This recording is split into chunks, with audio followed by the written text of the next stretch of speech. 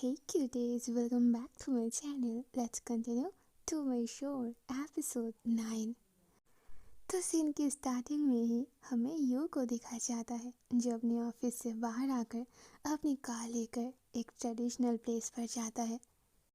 वो प्लेस बहुत ज़्यादा शांत था। वो एक रूम पर जाता है। मास्टर, आई एम सॉरी आपको इतने टाइम से वेट करवाने के लिए।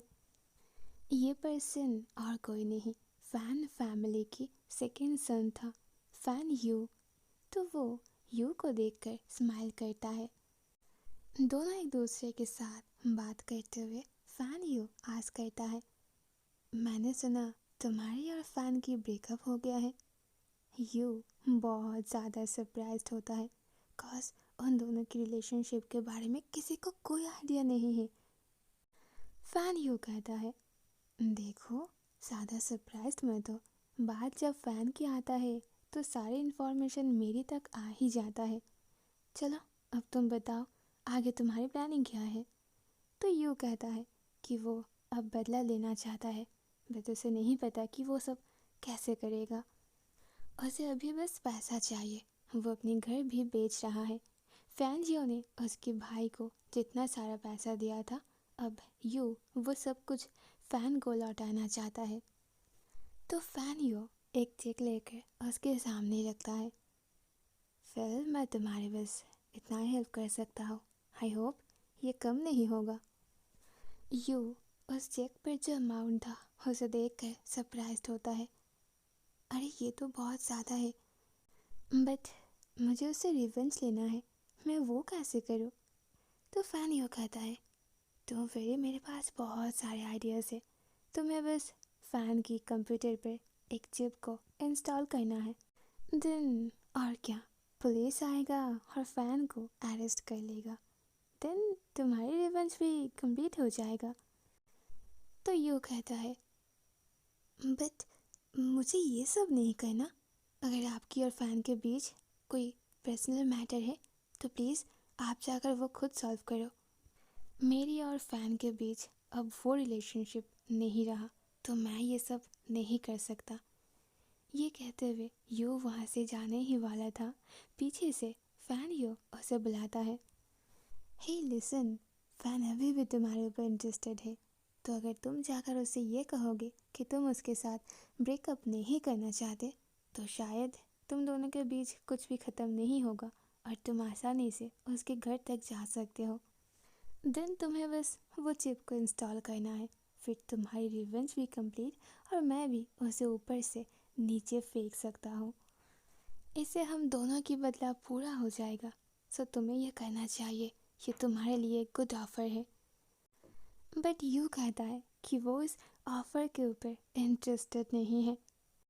अगले सीन में वो बाहर आ जाता है और किसी को कॉल करता है, क्या तुम मेरी एक काम कर सकते हो, तुम्हें किसी को ड्रंक करना है। तो वहाँ से एक लड़की कहती है कि हो जाएगा, तो वेरी। अगले सीन में हमें एक प्राइवेट बार दिखाई जाती है जहाँ पर वो लड़की बाइपिंग यू को ड्रिंक पिला रही थी। कुछ टाइम बाद जब वो पूरी तरह ड्रंक हो जाता है और उस लड़की के साथ फ्लर्ट करने में बिजी हो जाता है, तभी यू सुलंग की एंट्री होता है। उसे देखकर बाइपिंग यू बहुत गुस्सा हो जाता है और उसे यहाँ से जाने के लिए कहता है, बट यू कहता है, थर्ड यंग मास्टर, मैं आपके साथ वो नाइट स्पेंड करना चाहता हूँ। ये सुनकर तो वो बहुत गुस्सा हो जाता है और यू से लाउडली कहता है, listen, I am a straight person, मुझे तुम्हारे साथ वो नाइट स्पेंड करने में कोई दिलचस्पी नहीं है। अगर तुम वो नाइट स्पेंड करना ही चाहते हो तो जाओ जाके फ़ैन को ढूंढो। And by the way, are you stupid और समथिंग एल्स?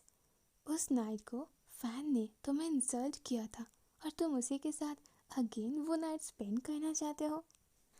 उस टाइम पे जब फैन मुझे हिट कर रहा था तो मुझे खुद से ज़्यादा तुम्हारी फिक्र हो रहा था।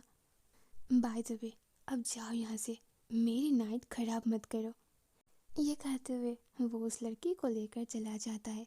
वो लड़की चुपके से पीछे टर्न करती है और यू से इशारा करती है कि सब कुछ ठीक है, मैं हैंडल कर लूँगी।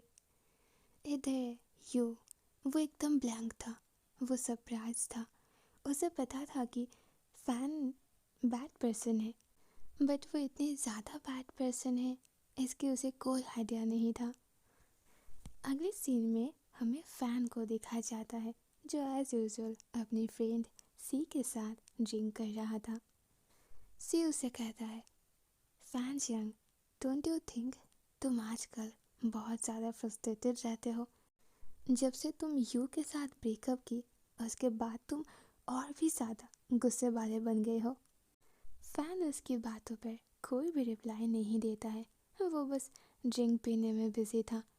सी अगेन कहता है, पहले तुम मेरे साथ कभी भी बार पर नहीं आते थे ड्रिंक करने के लिए, बट जब से तुम दोनों की ब्रेकअप हुआ तुम एवरीडे यहाँ मेरे साथ आते हो।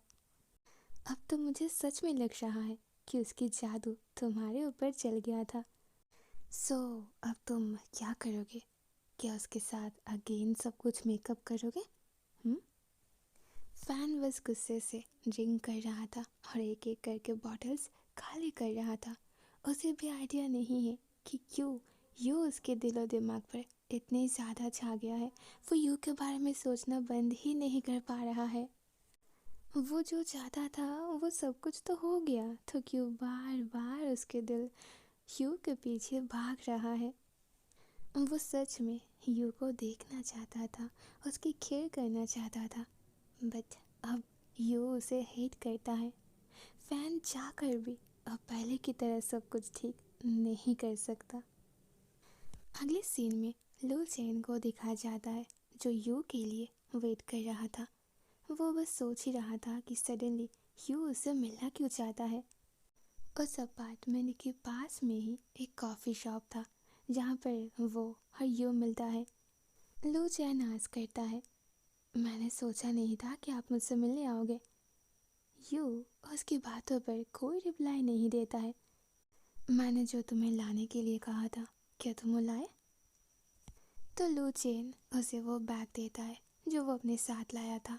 वो यू से कहता है कि उस दिन वो बहुत ज़्यादा गुस्से में था, इसीलिए वो पोर्ट्रेट उसने फाड़ दिया था।